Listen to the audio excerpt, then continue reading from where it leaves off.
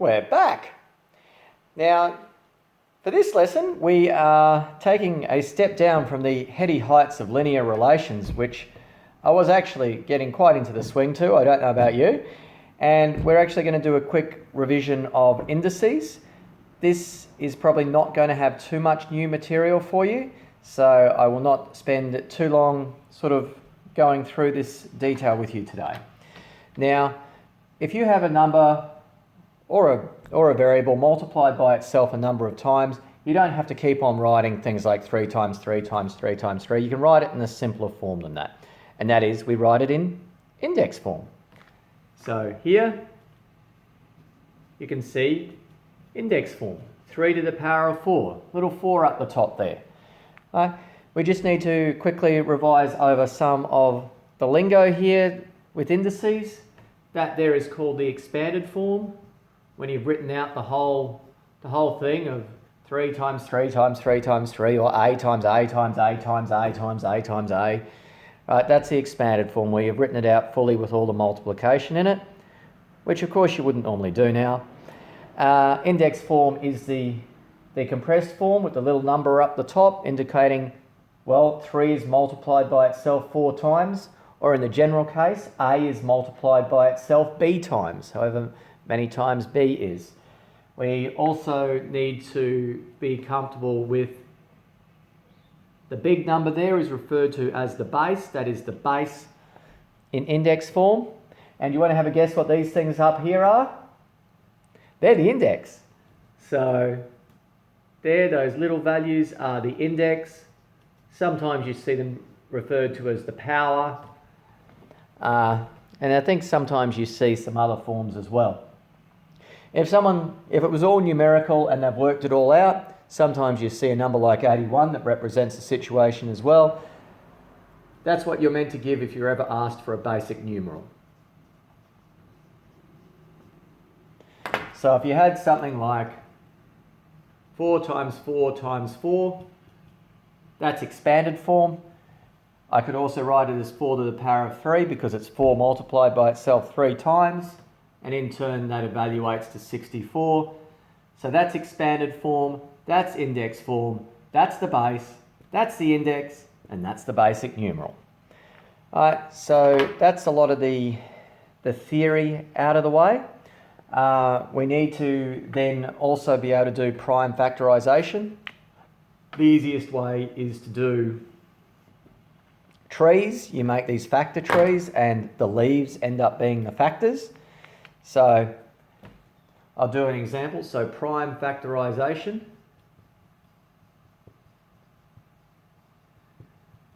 I might do a smaller one to start with. You start with a number and essentially got to think what multiplies by itself to give 12, and you keep breaking it down until you're left with prime numbers.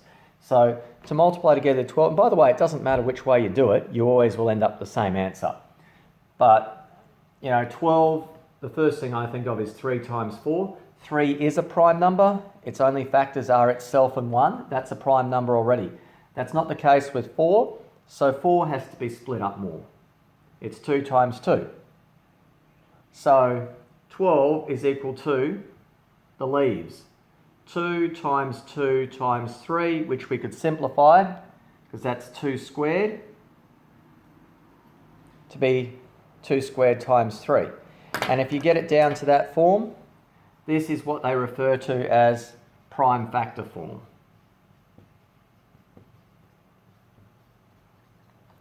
I'm now going to pick a bigger number. And I'm wondering, see, if I did this in class, I'd get you to pick something ridiculous and we'd sit there and try and sort it out.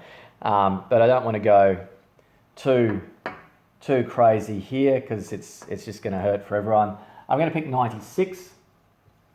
So if I try to think of two things that multiply to give 96, there's 2 times 48. But you know what, I'm going to go, I can see 3 will go into that. 3 times 32.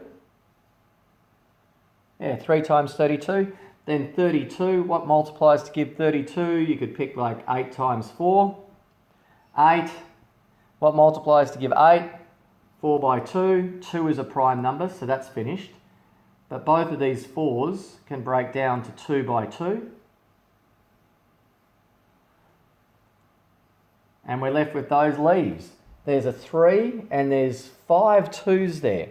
So 96 could be written as 2 to the power of 5, because there's 5 2s, times 3. All right, as I said, I'd love to do a ridiculous situation of that in class, but it's not going to happen because we're not in class. I'm just going to check that you can do some things. I'll give you some more difficult examples in converting, so make sure you got that down. I'm about to knock that off.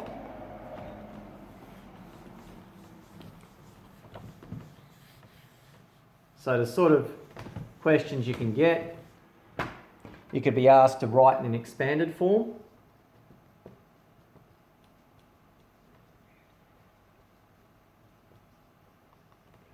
And let's make it interesting.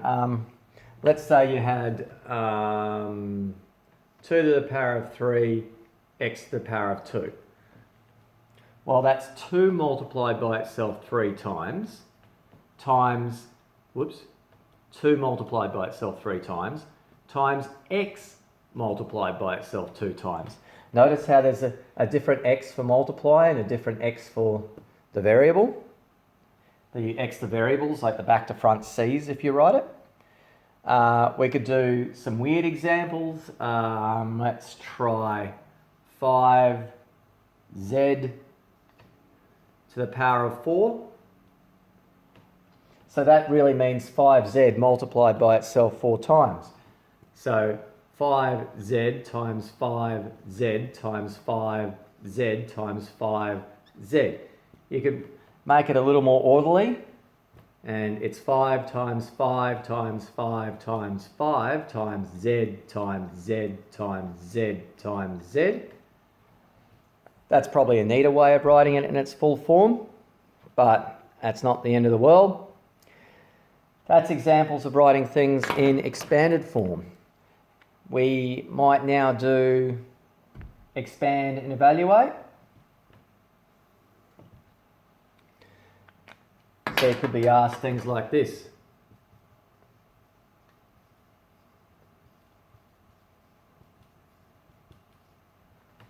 I'll give you something weird, I think. You want something weird? How about -3 to the power of 4? So you know that means -3 multiplied by itself 4 times.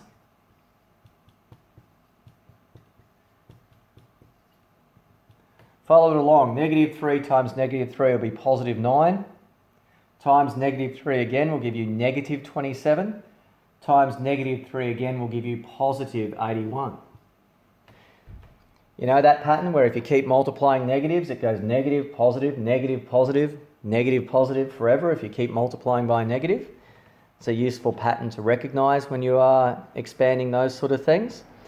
And the second one I'll give you is a fraction. So I'll do 3/4 to the power of 3. So we can write that as, well, it's 3/4 multiplied by itself 3 times. So 3/4 times 3/4 times 3/4.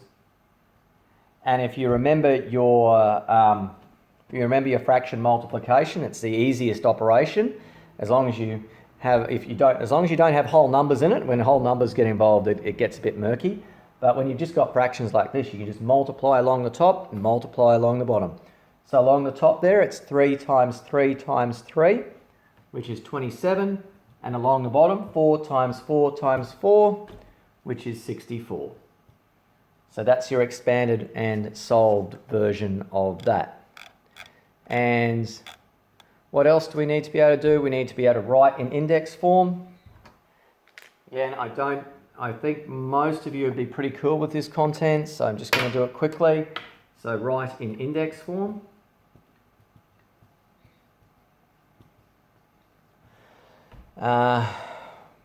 What do we got? 2/5 times 2/5 times 3/4 times 3/4 times 3/4 times 3/4.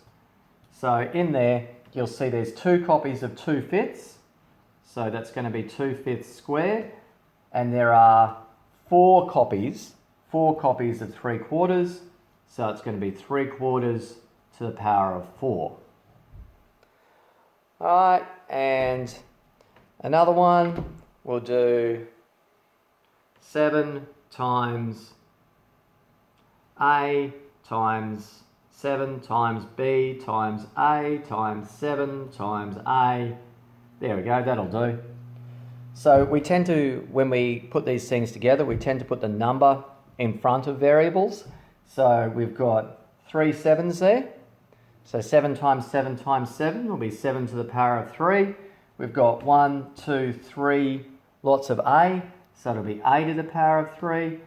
And we've only got 1 B, so it'll just be B. I don't need to write a 1 there because B to the power of 1 is the same as just writing B. Beyond that, you have to do prime factorisation, but I already gave you some full details of that. They're the sort of skills you need to go forth and enjoy exercise 6A.